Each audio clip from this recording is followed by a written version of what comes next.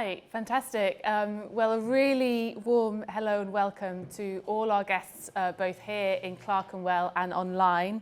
My name is Emily Middleton. I'm a partner at Public Digital and I lead our international work. And we work with governments across Africa, Asia Pacific, and with international organisations such as multilateral development banks, UN agencies and philanthropies, and we do all that work with a real focus on helping institutions that matter to build their digital capability with a view to transforming service delivery and improving lives.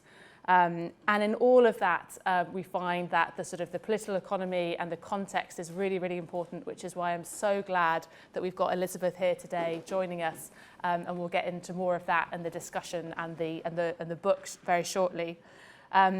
And for those who may have been here last week, this is the second edition in a really exciting new series called PD Sessions here at Sessions House. This is a new series where we're inviting friends and collaborators of Public Digital, people whose work we really admire, to join us in sort of a candid, informal conversation and discussion. And so with that, I'm really delighted to introduce our fantastic panel this evening. So first we have Elizabeth Stuart, who is an executive director at the Blavatnik School of Government in Oxford and has been really involved right the way through with the Pathways for Prosperity Commission and then Digital Pathways and all the work that is captured in this book that we'll get onto. And before Liz joined the Blavatnik School, you were at Save the Children and Oxfam International and ODI and have done a variety of sort of policy and research roles in this space. And on our online, I'm really pleased also to introduce our sort of long-time friend and collaborator, Anir Chowdhury. I don't know if your video's on, Anir, and if you can kind of give the online audience a wave. Anir is a leader at A2I, which stands for Aspire to Innovate, which is the government of Bangladesh's digital innovation agency. And A2I does really, really inspiring work, not just to sort of digitalize public services and really trying to expand access to government information and services across the country, including in rural and hard to reach areas. They've also been a pioneer in sort of really kind of government transformation, cultural change through all kinds of initiatives such as sort of empathy training, human-centered design, and really shifting the way that government works and delivers for citizens, which hopefully Anir will kind of get onto. But last but by no means least, we have our very own Blessing Ajimoti, who is going to be moderating this discussion. Blessing is a program manager for Public Digital's work in Edo State in Nigeria, which I'm sure we'll get on to talking about, which is supported by the Bill and Melinda Gates Foundation. But Blessing was also a graduate of the Blavatnik School of Government and has worked on a range of digital economy and entrepreneurship programs, including with GIZ, the German Development Agency. And she's normally based in Abuja, so we're particularly lucky to have her here in London with us this week to moderate the discussion. So with that, I will hand over to Blessing to introduce the discussion. Thank you very much, Emily. Good evening, everyone, and welcome to these PD sessions with Elizabeth Stuart, Anir Chowdhury, and Public Digital. As Emily has shared, well, I'm the program manager on our Nigeria Digital Capabilities Program. And the interesting part about our program is that we are working to build the digital capability of government at the state level to actually deliver user-centered, sustainable and inclusive public services to citizens. This evening, we will be discussing a really enlightening book that provides a pragmatic approach to how we might approach digital transformation, especially in an inclusive manner. We will learn about the author's experience with developing the digital economy toolkit, rolling that out in 7 different contexts.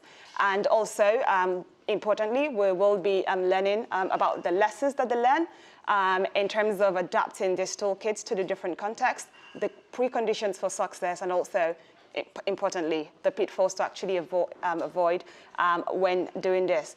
And as Emily has already given us a glimpse into, Into that, one of the best parts about this evening's conversation is that we're not only going to be hearing from one of the authors, or should I say, initiators of this digital economy kit, we will also be hearing from a local partner who helped implement and drive that process in Bangladesh. And so it's like a very balanced perspective that we're going to be having here this evening. So thank you so much for joining us, Elizabeth and Anir. And without further ado, we will just get into the business of today. And Elizabeth, you're going to start us off. We are really interested in hearing you talk about why you chose to actually write this book and the journey you underwent. Great, thanks. Really nice to be here. Thank you so much for inviting me, Emily and Blessing, and for the lovely introduction. And I'm really happy to have Anir, our partner in crime, who's going to be joining the conversation later, so you can hear directly from the policymakers themselves. I should say the book is I'll hold up a copy of the book. We've got a picture of it on the slide as well. The book is full of, this way, there we are, no, there we are, go back one. The book's full of policymakers' voices. It's not an academic treatise on kind of theoretical approaches to digitalization. It's a very live account of what happened and our efforts to try and make sense of what happened and what was successful and what failed. And actually, an attempt to do that was precisely one of the reasons why we wrote the book.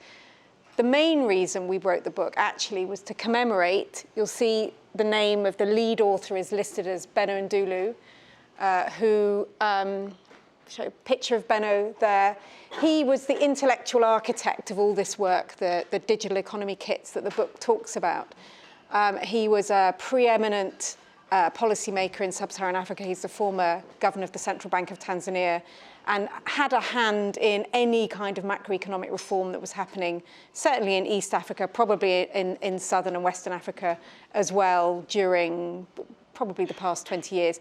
He passed away from COVID a couple of years ago now, and we're delighted that we've been able to write a book capturing the lessons from work that he had led. And I think and hope he would have been proud of what we ended up talking about in the book.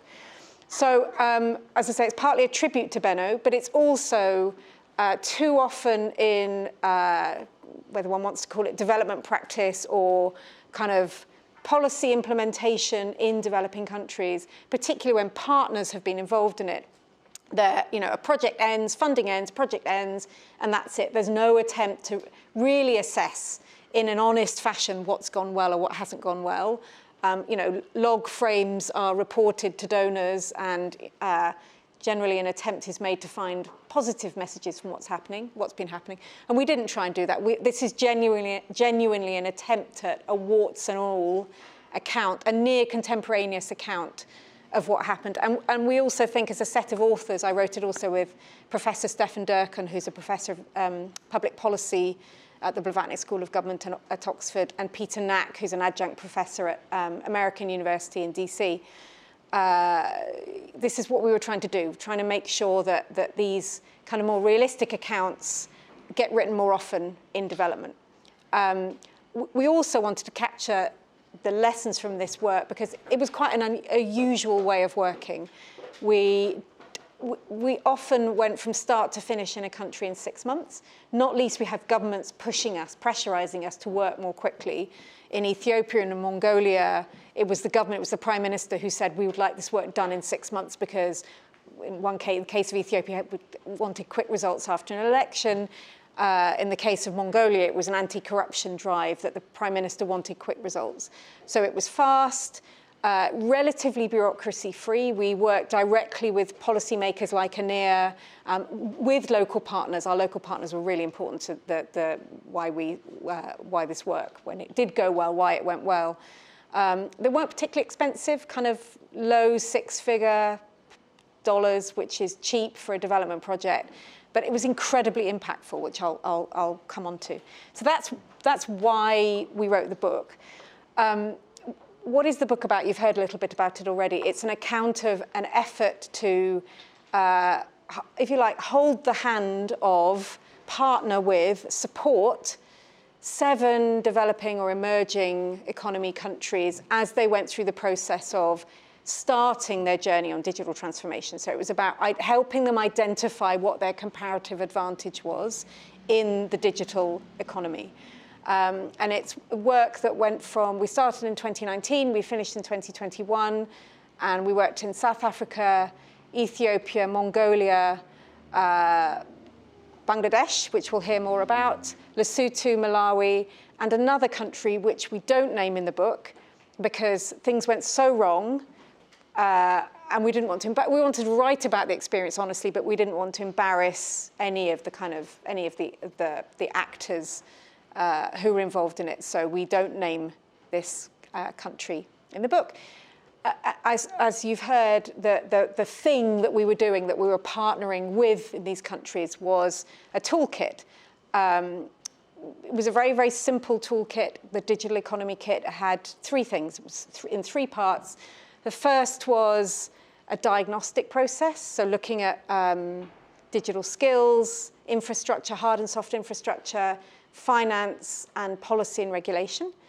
The second part, and this was really pivotal to it, this was something that Benno really insisted on, was a multi-stakeholder dialogue. Now, all NGO, you've heard I come from an NGO background, all NGO processes have multi-stakeholder dialogues because everybody thinks they should be done. This was instead something Benno really put emphasis on, in that he wanted to make sure that the users of that technology would be in the room in those conversations, and that the providers could and the government could look them in the eye and really understand the needs and the priorities of future users, particularly when it came to hitherto marginalized communities who had the most to gain from an effective rollout of whole of economy digital transformation. So it wasn't just about digitalizing or digitizing public services. This was about how do you really reorder your economy to take advantage of, as I said, your digital comparative advantage. And then the final part was what we called a strategy primer. So again, we were not writing policy from Oxford. That was the last thing that we wanted to do. This was, policy making is properly a domestic process, and you do not need outsiders interfering in that process.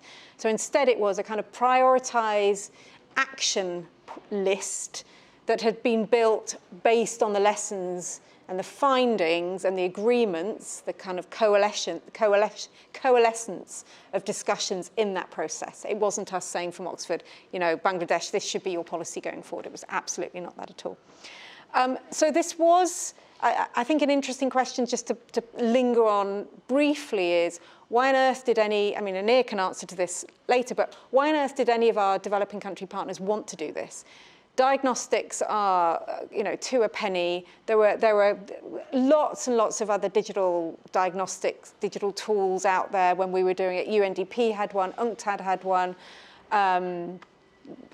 Pretty much every UN agency, Dahlberg had one. Really interestingly, the World Bank had not just one, but three of their own digital economy diagnostics that looked very similar to ours. They had the same verticals and the same horizontals. They were a little bit less complicated. Ours was really simple. The original version was 11 slides. It was a simple methodology. But actually, three of the countries that we did partner with had already been through this process with the World Bank, and they identified that what we had to offer them was something different, and it was this. Our starting point was their needs, right? We were doing this for them. This wasn't about where the bank has their investment portfolio and was trying to decide how it should weight it. What we were trying to do was arm those countries with an understanding of their own priorities, so that when they went into negotiations with these donors, they knew what they wanted from the outset. And Benno was amazingly well connected and trusted. So just the fact that he was the messenger was extraordinary. But the kind of the simple nature of apparently simple nature of what we're offering, plus it didn't come with kind of strings attached of us trying to then interfere with what countries were going to do with it afterwards, was, as we had suspected it might be, really attractive to policymakers, which was a good thing. And Anir said to us, I thought it was, been written by Oxford, it would be, 300 pages long and have theoretical diagrams all over, and it really wasn't that. Although I should say it was a sophisticated methodology, because we'd really thought about the political economy of change in a range of contexts. So briefly then, what happened? Was it successful? Was it not successful? I've already given you the spoiler of depends which country you're talking about.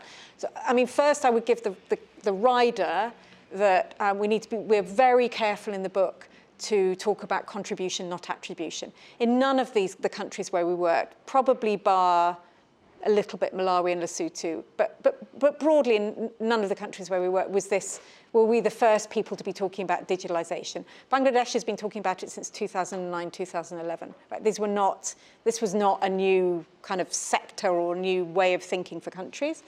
And, we were pushing with the grain. So a lot of the successes, in inverted commas, might have happened anyway. And, we need to be appropriately cautious about the contribution that we did make to them. That said, I think we've been able to draw a direct line between the work that we did and strategies that were signed off by the cabinet in Lesotho. They were signed off by the cabinet in Ethiopia. In fact, our strategy primer, our little modest strategy primer, became the basis for Ethiopia's national digital strategy. We formed coalitions that seemed to be sustaining. So, for instance, in Lesotho, our kind of government partner originally was a senior economic advisor to the Prime Minister. He's now become the central bank governor, and he talks about business continuity. So there's been an election, and yet he's kind of driving this agenda and the decisions that were made in our process. He's continuing to drive those forward. And conveniently, the original central bank governor is now the finance minister, Adelaide Matlanyane. So it looks like we're going to have implementation continuing, even with some political change. South Africa, we had the Minister of DTI announcing 500,000 new jobs in the BPO sector, the business process outsourcing sector by 2030, which was by orders of magnitude more ambitious than plans had been before our process came around. And in Mongolia, within 12 weeks, 161 e-services were launched.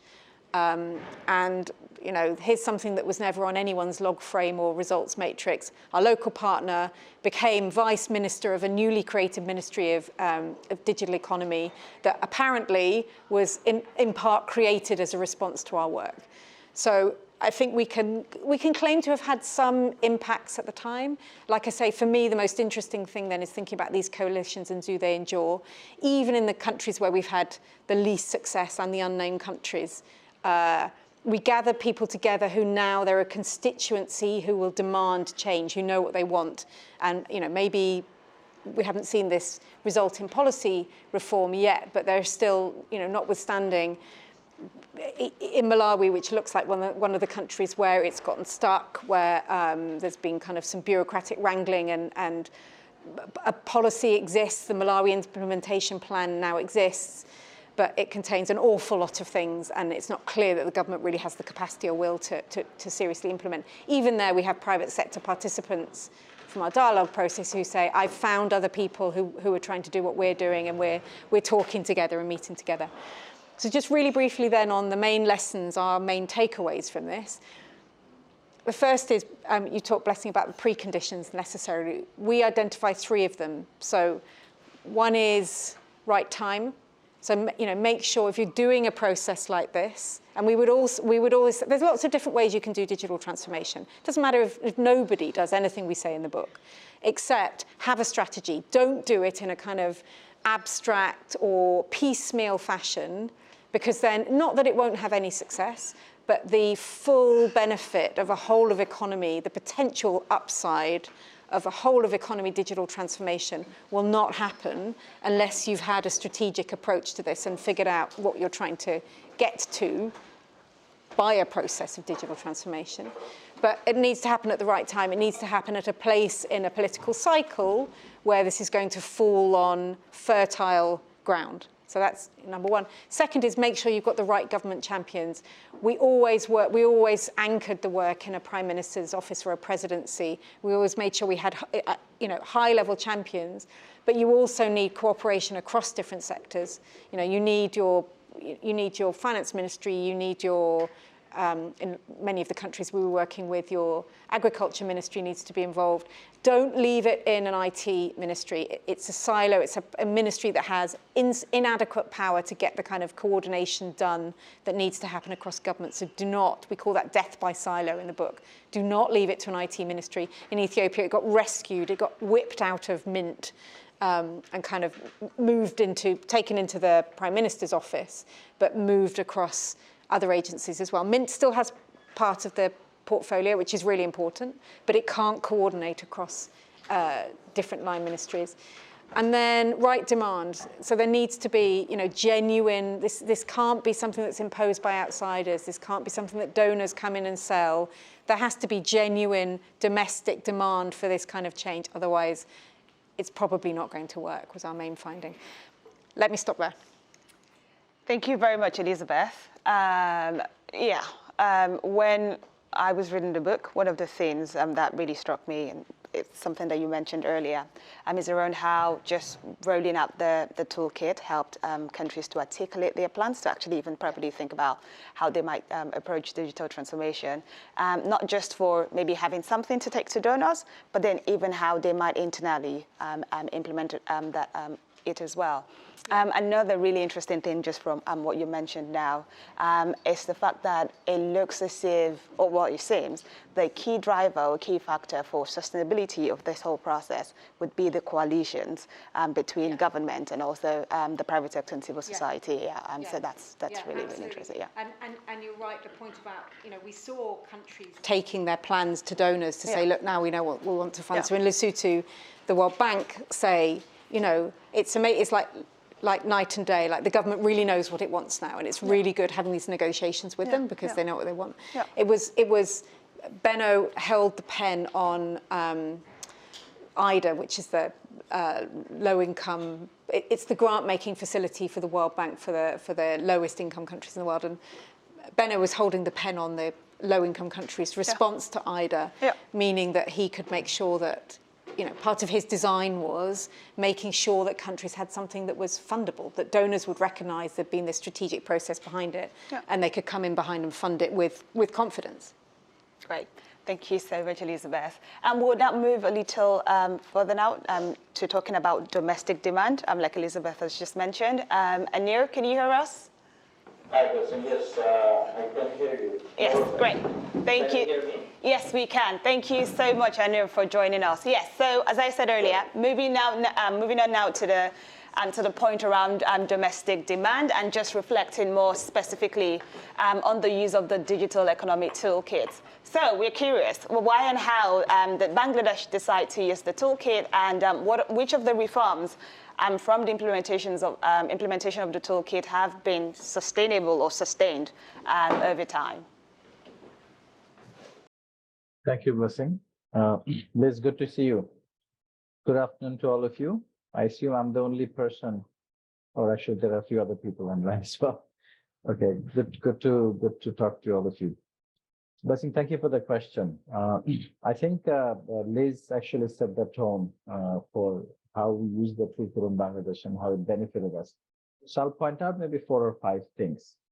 I think the timing of the toolkit was good because we had we were in the midst of COVID still. Digitization, the power and the benefits of digitization were actually very obvious to people. I think when we started the journey at the Prime Minister's office, maybe 13 years prior to the Oxford team coming over, we had difficulty in terms of explaining how digitization would help when we were not able to ensure food security,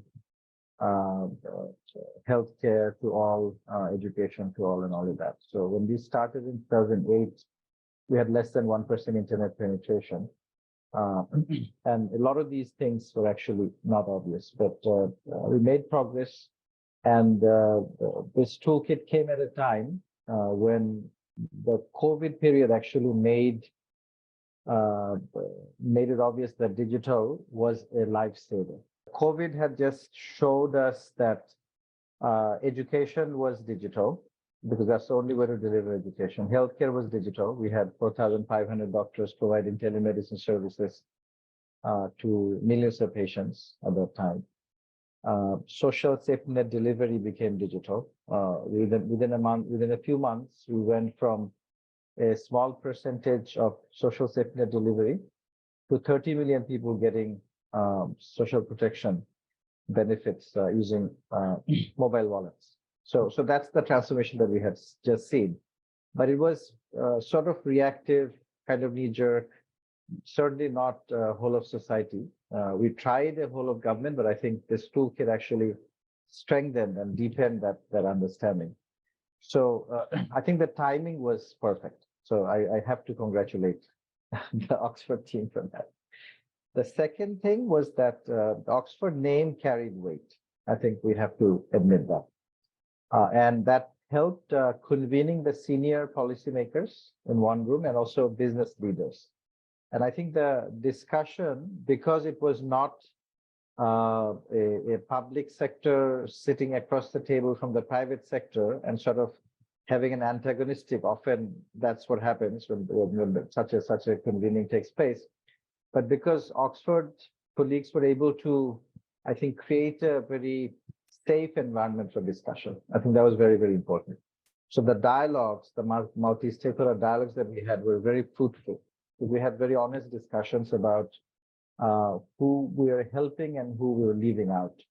So I think that discussion was very honest. So that was extremely helpful.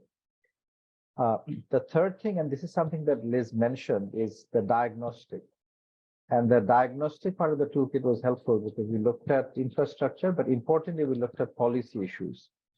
And one important thing I have to mention is that the ICT policy that we had been using for quite some time, we actually passed it in 2009, and we've been using it with a couple of updates along the way. But we had over 300 action items in that policy. And some of these action items were at the very high level, some of them were at the very low level.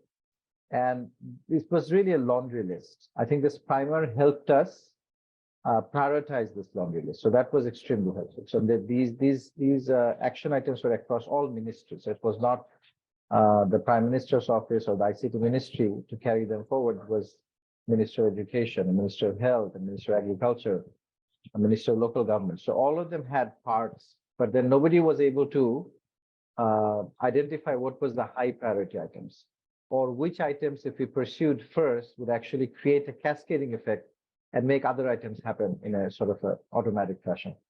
So because they all happen at the same level, they all seemed at the same level. So I think this toolkit allowed us to prioritize. So that was extremely helpful. The whole of government and whole of society approach. I think we had been trying the whole of government approach, but then again, because this execution of the toolkit in the form of multi-stakeholder dialogues allowed the private sector to voice their opinions about what they were getting and what they were not getting. And so that allowed us to move more and more towards the whole of economy or whole of society approach. So that was also extremely useful. The last thing I'll mention is that one important thing that was being or coming obvious during COVID, and then this toolkit actually made it even more obvious, is the issue of digital divide. So the segments of society that we were leaving out. And it just so happens that this toolkit triggered a new thought that we now have compiled into a report. It's still in the draft form. And interestingly, that the inception of the report also happened in London in 2022.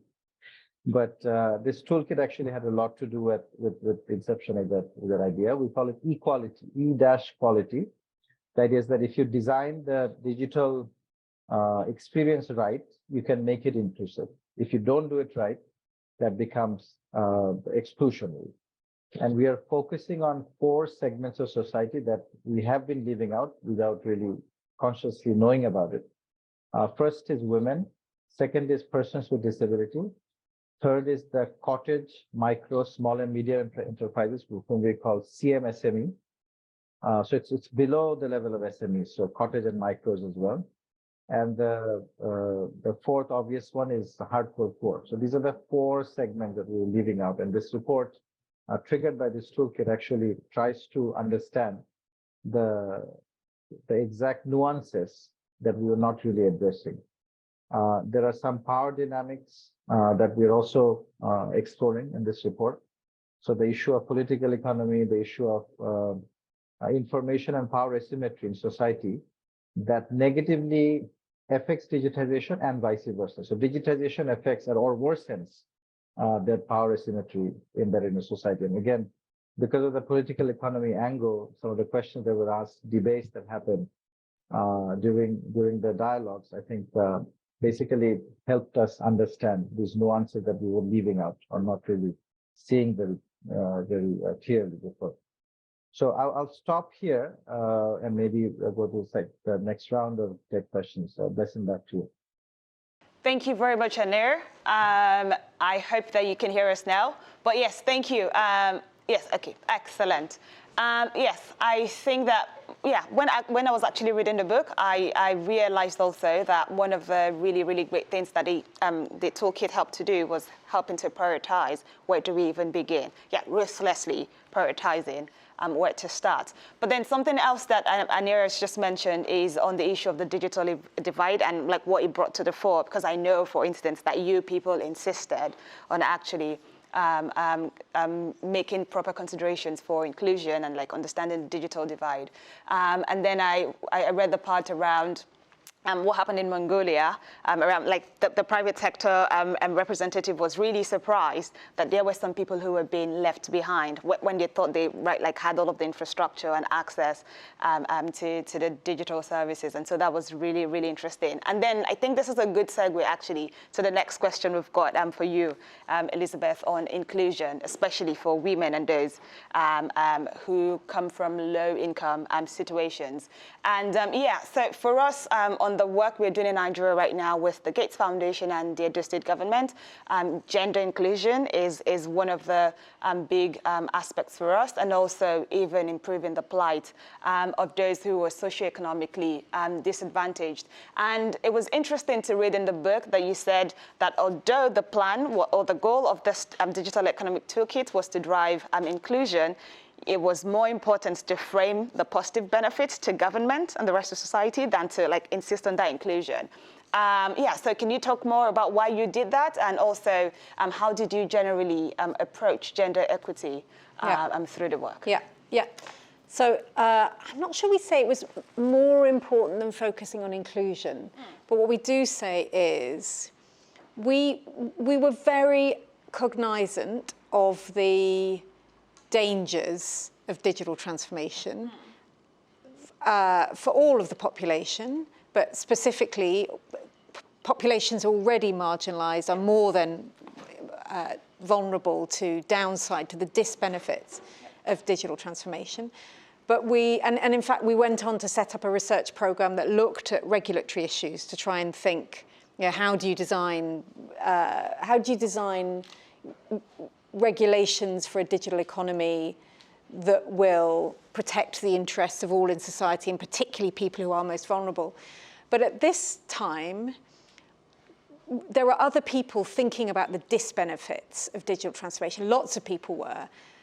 Nobody else, literally nobody else at this time, when we first started, was talking about the upside, the potential upside for everyone in an economy, but particularly for people who were economically but also socially marginalized for any reason, for identity reasons, women, people from ethnic and religious minorities, linguistic minorities, people living with disability.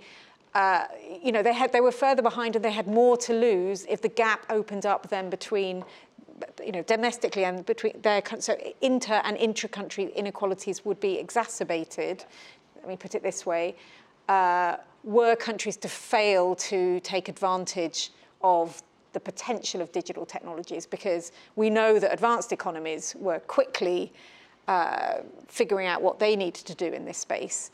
And, kind of quoting directly from the cabinet secretary in Mongolia, he said, we've had a call from a data provider who wants to set up something here in Ulaanbaatar, just outside Ulaanbaatar. We don't know what our response should be. Should we say yes? Should we say no?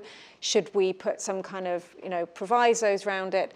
And so it was this sense that the kind of digitalization was coming to them, and they didn't know what to do about it. They didn't know, you were saying, kind of where to start. They didn't know how to respond to overtures from, US companies wanting to set up different facilities in their jurisdiction. So again, Benno said, let's create it first, and then let's regulate it. That the danger of missing out is greater for marginalized people than the danger of you can't have anything to regulate if you don't have an economy there in the first place. Let's put it that way. That said, we spent a lot of time in the dialogues thinking about inclusion, thinking about bringing people, as Anir was saying, bringing in different voices that need to be in the room. Don't think we got it right in every country. It was quite quick. We didn't really have time to properly map all the stakeholders and invite everyone in that needed to be in the room. But there was definitely representation in the room. But I think the other thing that we talk about in the book, just going back to the kind of the upside of digital transformation and thinking about what it can do for inclusive economic growth, we include, there's some good evidence from India and Pakistan, particularly rural India, that BPO, jobs in the BPO sector have increased labour market participation for women. They have raised the age of marriage. They have increased educational outcomes for women. So, it is in itself an act of, job creation is in itself a gendered act, if you like. Oh, great. Thank you very much. Yes, one thing that I guess people don't think about when they approach this work, digital transformation, of course, is that it exacerbates whatever digital divide exists, like you said, and that it's just important that from even the design of whatever approach you're taking, that that's reflected in your thinking. So yeah, I agree. Thank you. Anir, so a bit more just thinking about should I say, thinking about where should we even begin the digital transformation, at what level.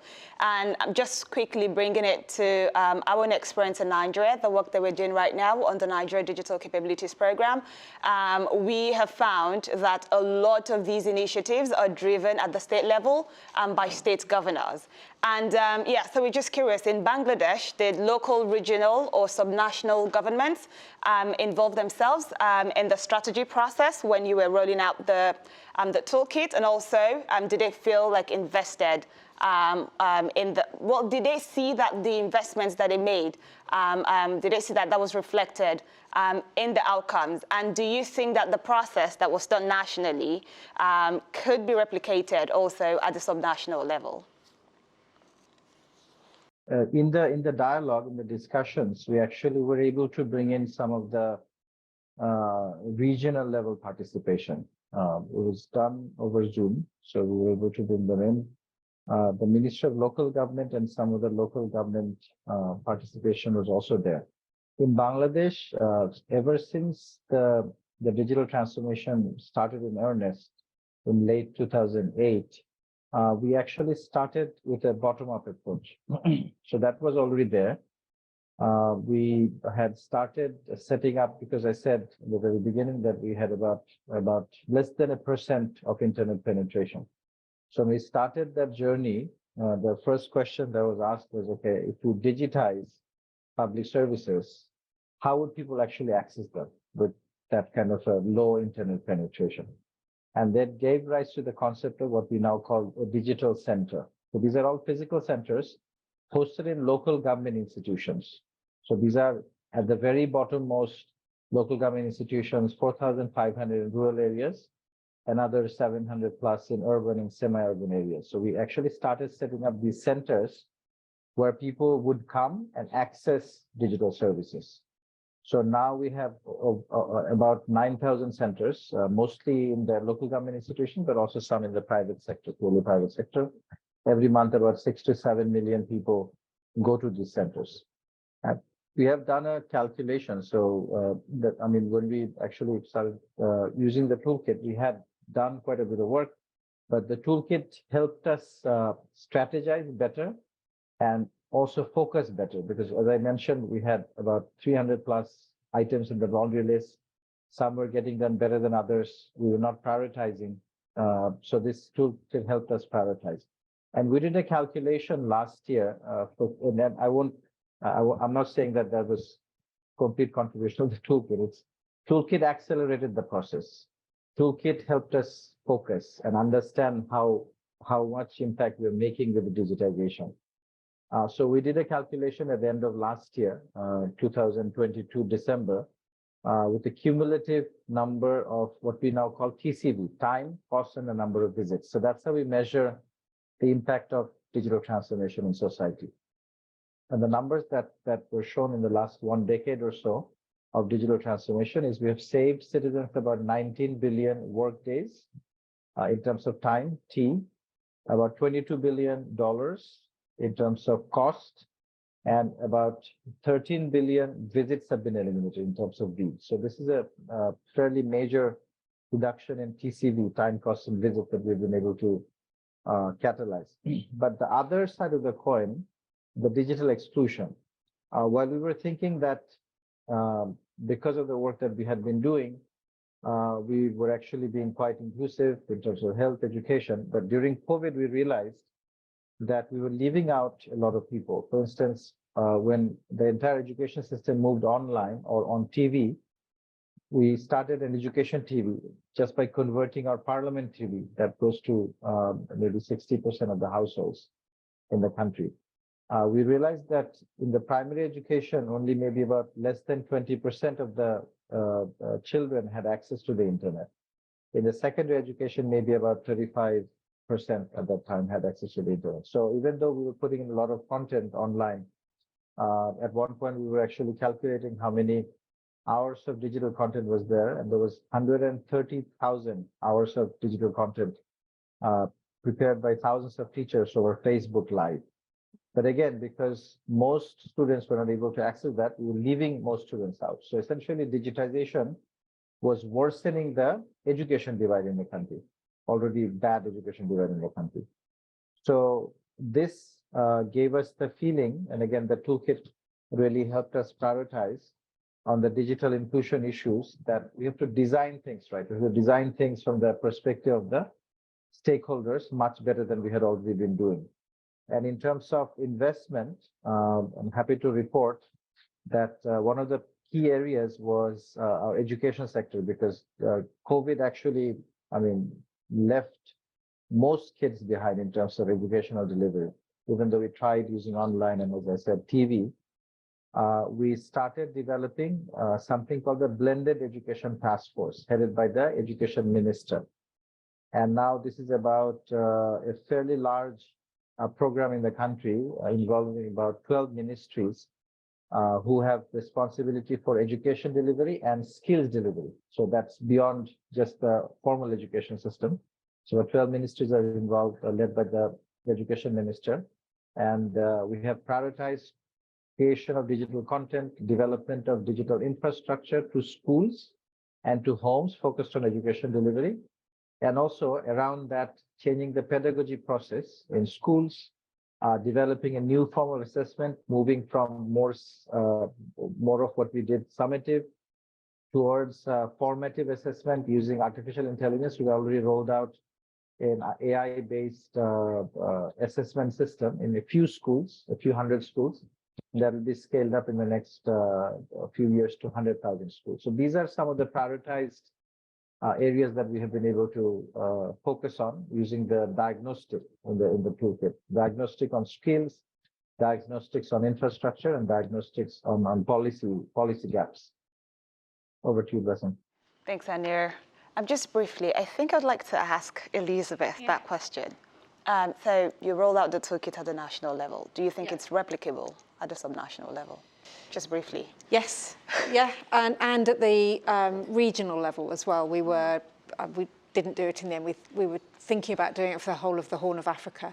Yeah, absolutely, and that's the beauty of it. It's very simple. You could apply it to any situation. Right. Thank you very much, Elizabeth.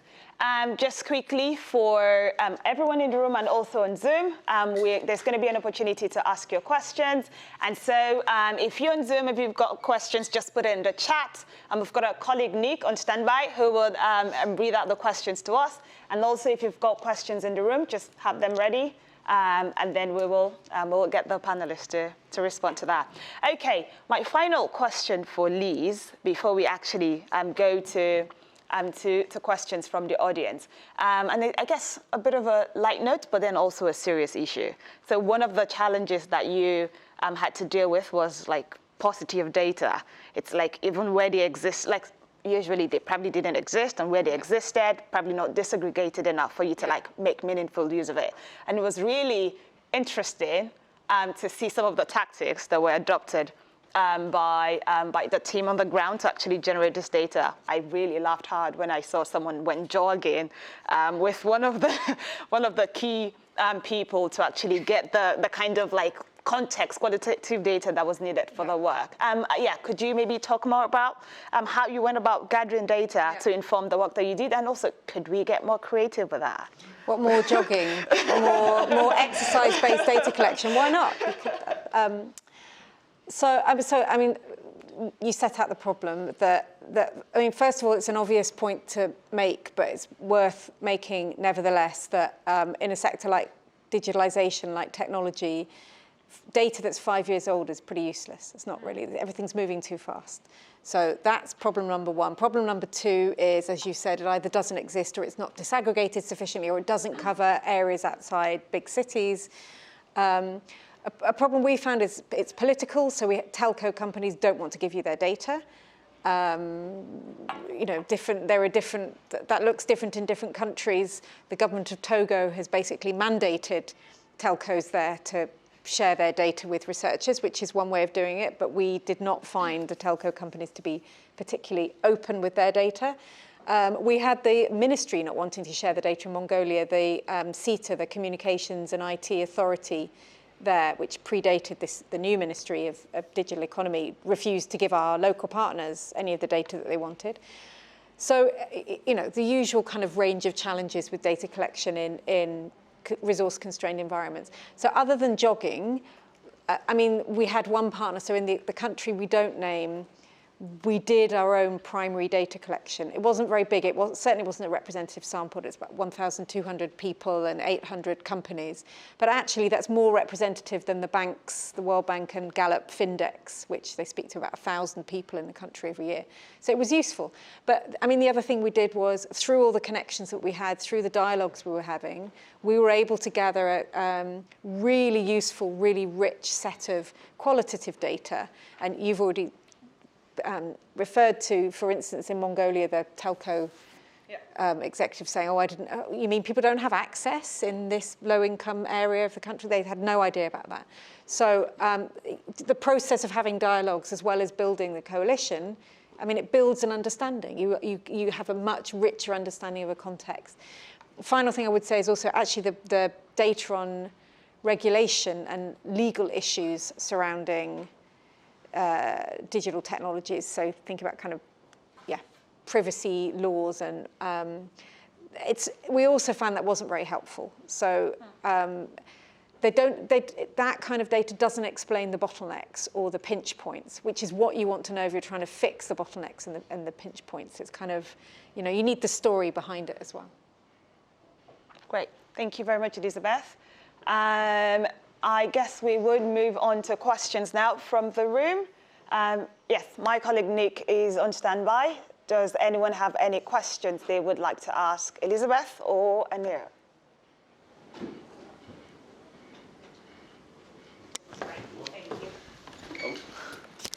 Hi, I'm Tony Hadfield.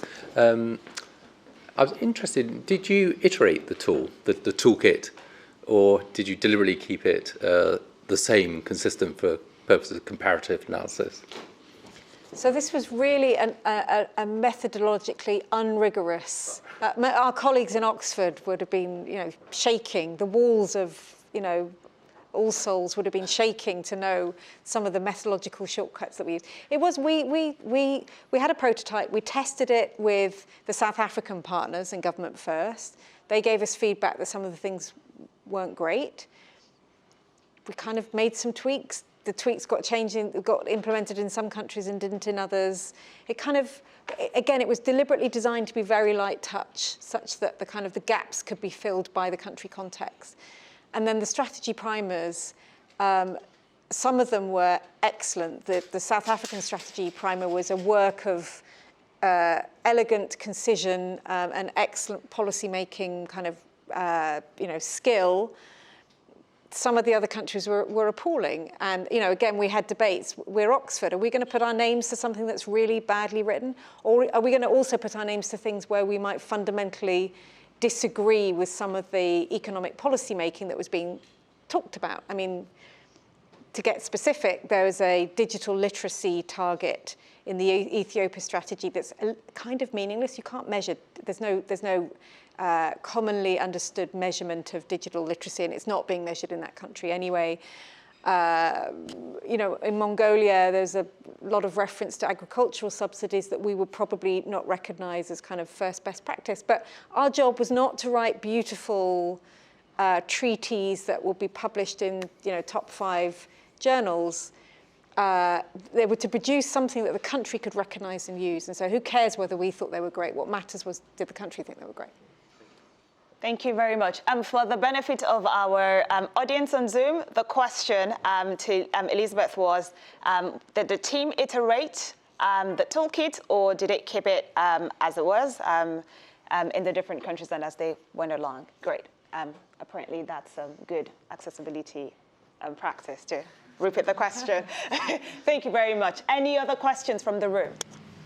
And as a reminder, just let us know where you're coming from and your name. Yes, thank you.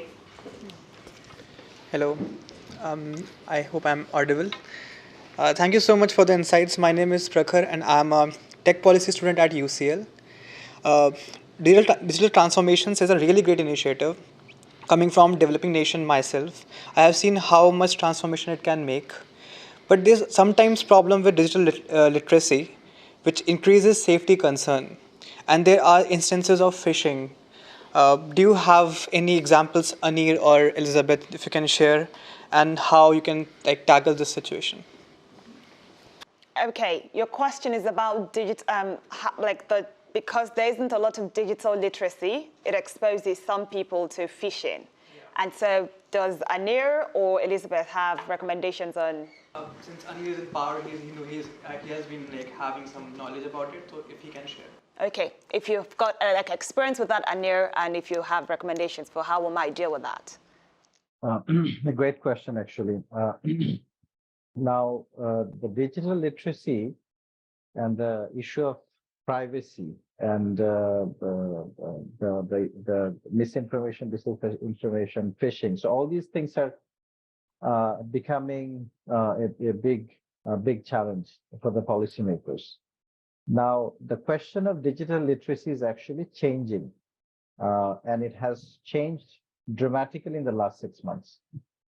What we call digital literacy is something that we are used to from a Western or Northern perspective, where we depend on a keyboard. So the ability to operate a keyboard, we call digital literacy. So essentially a small keyboard or a big keyboard. But when we can actually talk to a computer, then the concept of digital literacy actually changes. And we can actually now talk to a computer, talk to a remote computer as well. So not just a computer sitting in front of me, but a computer sitting thousands of miles away. Through a mobile phone, that is not even a smartphone. So when we talk about that, then the digital literacy concept changes. So I think we need to keep that in mind. So the traditional concept of digital literacy is not going to be applicable in the next 1 to 5 years, certainly. Now, let me come to the issue of phishing and misinformation, disinformation, and the issue of privacy. Now, there was a report published by CGAP, which is consultative group to assist the poor. They work on microfinance, and recently they started working on digital finance. it's hosted within World Bank in Washington, D.C. So they published a report a few years ago from more developed countries and another report from the developing countries. And what we saw there, that the issue of digital transformation, the primary challenge in developed countries was the question of privacy. In developing countries, it was really the question of quality of service delivery. So that's, again, something important to keep in mind. So the issue of phishing, the issue of misinformation, disinformation, I think I'll set aside the misinformation, disinformation issue, but I want to talk about that, even though the question was asked just about phishing. So the issue of phishing is, I think, more of a concern in developed countries and not as much of a concern in developing countries. If we can improve the quality of service delivery, that's the first thing that we need to address, and the issue of phishing will come afterwards. Now, on the issue of misinformation, disinformation, which I'm adding as my own reflection of the issue, is a general concern across the board, because it affects politics, it affects service delivery, it affects economic decision making, it affects everybody in society, actually. And there, the digital literacy issues are actually more real. So it's not a keyboard related issue. You interact with the digital system anyway, with whichever senses you have. If it's typing in or speaking, the issue of privacy and the issue of misinformation, disinformation is actually real, and we need to. There is no short or straightforward answer to that.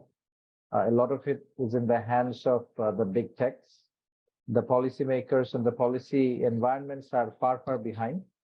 So therein lies the question of whether policymakers can catch up and whether there'll be effective regulation, not to stifle innovation, but to regulate in the way that this large virtual economies are emerging. So the economy of 2 billion people on Facebook and the economy of 1 billion people on Google. So whether these economies are able to, whether we are able to regulate those economies. I don't know if that makes sense, but that's what we're facing right now.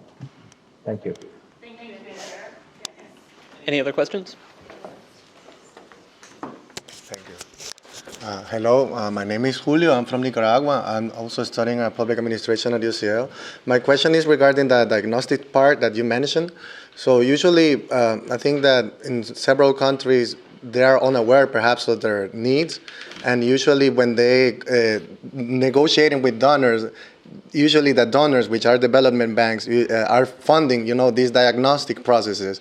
And I'm curious because when I see like the academic background of the Oxford team, doing the diagnostic parts to empower, the country when negotiating with donors, it's not something that I'm used to seeing, because usually due to compliance with bidding process is usually done by consultancies. So I have like two questions. First one, how different is that recommendation given from an academic team? How different is it from a consulting agency? And the second is, how could this partnership by a government with an academic institution such as Oxford could be done when there's like no commission or space for it? Thank you. Okay, so William's question is regarding the diagnostics and the ability of developing countries to actually know how to negotiate when they go to donors. And his question is, how different is the recommendation by the team to the developing countries, at least from an academic perspective? And the second question was? How could government collaborate with academic institutions when there's like no space for like this kind of diagnostics? Okay, and how can the government collaborate with academic institutions when there are no opportunities for this kind of diagnostics? Thank you.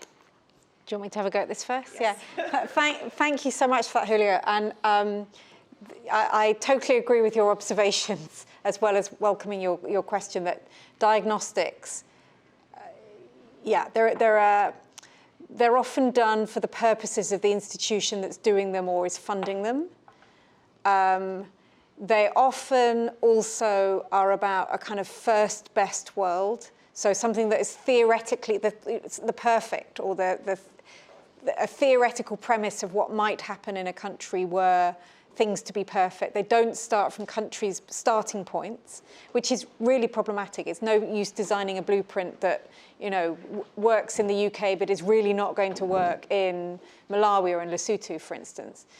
And there's also an issue whereby diagnostics, let me put it this way, many diagnostics set out too many different options. Again, it's the kind of the art of the possible rather than we're going to have us think about the trade-offs and the prioritization. And yes, it would be fantastic if 50 things happened in a country, but actually realistically, given their starting point, what are the 3, 4 or 5 things that really need to happen to catalyze other things happening, as Anir was saying. And I think this is what was different from our approach, to the approach of diagnostics funded by, for instance, international multilateral development banks. So I totally agree with that. How can governments partner with universities? I mean, it's a good question. There isn't really an infrastructure set up to do it. This is why what we did was really quite unusual, and again, why we wanted to capture this. There's no reason why it couldn't happen in the future in this way. And we did, I should say, we did have donors that they were kind of there at the margins as well. Our work was funded by donors, but they behaved very well. We didn't let them interfere. And, you know, they play a role at the domestic level. Of course they do. But we kept that role to an appropriate one. We didn't let it be taken over by the needs and demands of our donor funders. But you know, it's possible. It's just that there aren't, as you say, kind of recognized structures or frameworks for making it happen. We welcome interaction with policymakers directly. Great, thanks, Elizabeth. Any other questions from the room? Can I? Oh, yeah. No. I'm going to squeeze in one while you're just getting the mic, which is to Anir. Anir, there's a brilliant bit in the book. The book talks a lot about the importance of really getting senior policymakers on board with this process, and quite how difficult that can be. And indeed, that's something that we focus a lot in our work at Public Digital. And the book references particularly you and how you managed to do that. I wonder if you could just talk briefly to that and some of the tactics you use that could be helpful for others in the room today. Thanks, Emily. Brand design we started with. In fact, when I started this work after returning from the US, after having been there for like 18 years, I thought that I would treat Bangladesh government as a client that I treated in the US. So I used to consult for the Fortune 500 companies. So I thought that maybe Bangladesh government could be treated as a Fortune 500 company, and that was proven wrong quite quickly. So the dynamics are different. So understanding the political economy, understanding championship, I think is important. So, and then the champions sometimes are visible and sometimes not so visible. So senior policymakers are often pushed by junior implementers or mid-level implementers. So we employed many techniques. The support and the endorsement of the Prime Minister was key, without which we actually would not have been able to make quick progress. The second thing I would say is identification of quick wins. So in 2008, we actually went to every single ministry, every single permanent secretary, 53 of them, and had a short discussion with his team, his or her team, and identified one quick win. And that actually changed the course of the discussion altogether, because before that, we were talking about, we went to every single permanent secretary and identified one quick win per ministry, which would improve service delivery using digital means. So that was a technique that helped, because that created a sense of positive competition across all ministries together. So some ministries were ahead of others. Some ministries had no clue about digitization and said, if we open an email account, is that digitization enough? I'm talking about 2008, because most government officers did not even have an email account. So digitization was within a far cry to them. So that sense of positive competition, bring everybody together, whole of government, and competing across the entire government, I think really helped. The third thing was a measurement tool, and I mentioned the TCV. So how do you measure the impact of digitization in a very simple way that everybody understands and everybody can measure? So what we said, okay, look at how much time and how much cost and how many visits it takes per service for a citizen to get that service from the point of application for that service. And that gave rise to the measurement tool called TCV. And as I mentioned, that we have saved billions using the TCV tool. And that TCV has become a policy instrument. So the cabinet ministry or the cabinet office signs an agreement called the annual performance agreement with every single line ministry. And the line ministry signs a subsequent contract or an agreement with its subordinate agencies. And simplification of service delivery and digitization of service delivery to reduce TCV has become a policy instrument. Then the fourth thing is we introduced what are called innovation awards and innovation funds. And any civil servant who wants to experiment with improving a service delivery, simplifying a service delivery, digitizing a service delivery, or even a non-state actor, a startup company, or students, or NGOs who want to work with the government to reduce TCV was welcome, and we funded 300 such projects across the board. Then we introduced something called empathy training for senior policymakers and also mid-level implementers in different ministries and field-level offices. And this empathy training was a design thinking tool that allowed policymakers and mid-level implementers to see through the lens of citizens to understand the hassle and the pain that a citizen goes through to access a service, such as a loan or applying for a driver's license or a passport or a healthcare service, anything. So that empathy training also helps. So these are some of the 5 or 6 things that we have done in terms of changing the DNA, changing the culture of how the civil service actually thought about service delivery and how digital could be used as an instrument to simplify and digitize services to reduce time, cost, and visits. If you can hear me, Anir, thank you, and thanks for bearing with us in the room. It's always fitting when a conversation about digital technology happens and you have your own tech failures, just to illustrate the importance of it. So Anir, you were booming from different parts of the room at different times, but we caught most of that, I think. And I was just saying that I think, that point around really being able to measure the impact of what you're doing just has such a big impact in terms of really trying to get senior leaders on board. And that's certainly something we look for because that just really helps to sort of build that momentum. And I think almost no country has done that better actually than Bangladesh with the TCV framework. But I'm very conscious you were about to speak, sir, so please go ahead. Hello. My name is Rama. I'm involved heavily in government digital transformation initiatives. I work for a company called Kainos. Now my question is for Elizabeth, actually.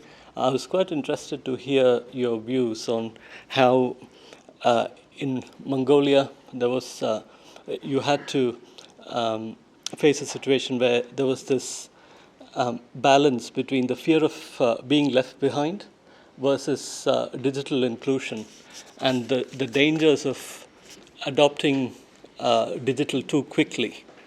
What are your views on how that balance will play out in the world of AI? Now, in the last 6 months, the world has drastically changed. And in some ways, the problem has been probably even more exacerbated. And we've seen 2 different styles of regulation already. One a little bit light touch in the US, one more rigorous and heavy in the EU. How do you think that those tensions will play out? It's a fascinating question. And what I'm going to say is very generic because I haven't looked at AI at all. So what I'm going to say is about regulation in the realm of digital technologies broadly. And I'm not saying that regulation isn't important. You're right, you characterize what I've said as a balance, that I'm not saying do everything and then you can regulate 10 years down the track, not at all. And it's a very different argument for advanced economies than in low-income countries.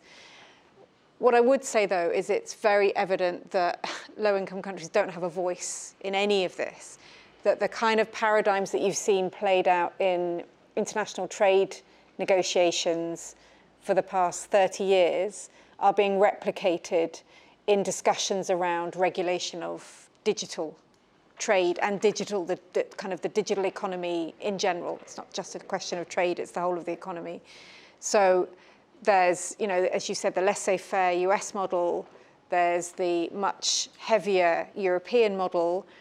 India is really the only country outside of the US and Europe that has its own response to digitalization that I think could have very germane lessons for other emerging and low-income countries as well. But otherwise, they are left completely, they're not at the table, their views are not being considered, and it's highly problematic because you know that the regulatory response that will emerge will not be one that will be suited to Ghana or Malawi or Lesotho or Bangladesh. It will be suited to the big players. So it's problematic, and it's discussed more than it was, but nothing. I haven't really seen a change in terms of negotiations. Great. Okay, I guess we can squeeze in one more briefly, please. Yes, briefly. I just wait for the microphone, sorry. Yes.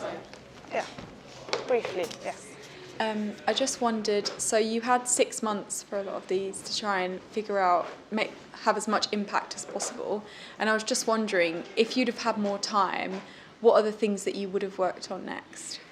Okay, the question is if they had had more time, if the team had had more time, what else would they have focused on? Yeah, and I should say in some countries we had longer than 6 months, but nowhere did we have even as long as a year. So it was quite short. So one thing we would have done is we'd have spent a lot more time briefing all the stakeholders ahead of the dialogue process and then after the dialogue process. So helping better understanding who should be in the room, the views of the people who were in the room, and then kind of a better explanation of what happens with their views now, where does this process go.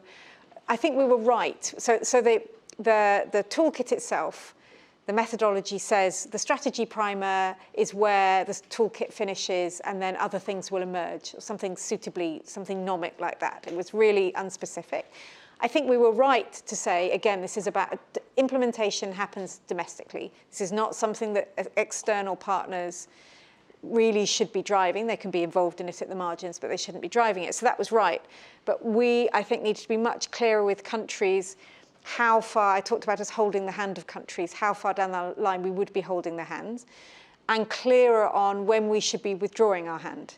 That, you know, our funding finishing was not a good reason for that support or that partnership to end had it not become sufficiently embedded within domestic institutions, meaning that we could go. And one, you were asking about, did we adapt the toolkit in different countries?